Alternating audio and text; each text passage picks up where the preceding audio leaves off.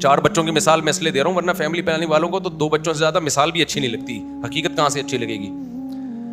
لیکن یہی 50 لاکھ عورتوں میں سے 4 عورتیں ایک مرد کی بیوی بن جائیں, اب ان میں 16 کا امکان بڑھنے کے بجائے کم ہو جائے گا.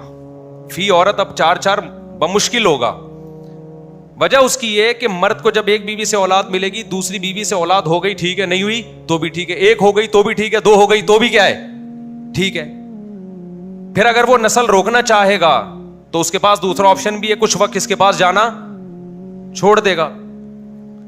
سمجھ میں آ رہی ہے بات کہ نہیں آ رہی ہے؟ یا نہیں بھی چھوڑے تو بھی مرد کو پھر زیادہ دلچسپی اولاد میں رہتی نہیں ہے, کیونکہ اس کے لیے تو اس بیوی کی اولاد, اس بیوی کی, اس بیوی کی, وہ تو ہیں تو سب اس کی نا.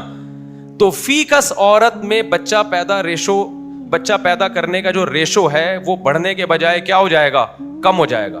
اس مرد کی تو نسل بڑھے گی, اس مرد کی نسل بڑھے گی, کنٹری کی کا گروتھ ریشو نہیں بڑھے گا. نہیں آئی میرا خیال ہے بات سمجھ میں؟ نہیں میں نے تو منگوائی نہیں چائے, ابھی رکھے کھانا کھانا ہے, چائے پیوں گا بھوک اڑ جائے گی. تو خوب سمجھ لو, مرد کا جو گروتھ ریشو ہے نا, جو اس مرد کی اپنی اولاد کا گروتھ ریشو تو بڑھے گا, کنٹری کا گروتھ ریشو نہیں بڑھے گا. جو دیکھو ایک مرد نے 4 عورتوں سے نکاح کیا ہوا ہے, یہ نہ کرتا تو کوئی دوسرے کرتے نا, تو فی عورت پھر بھی تو 4-5 بچے ہو جاتے نا اس کے. سمجھ میں آ رہی ہے کہ نہیں آ رہی؟ تو 16 تو پھر بھی ہونے تھے, بلکہ ہو سکتا ہے زیادہ ہی ہو جاتے.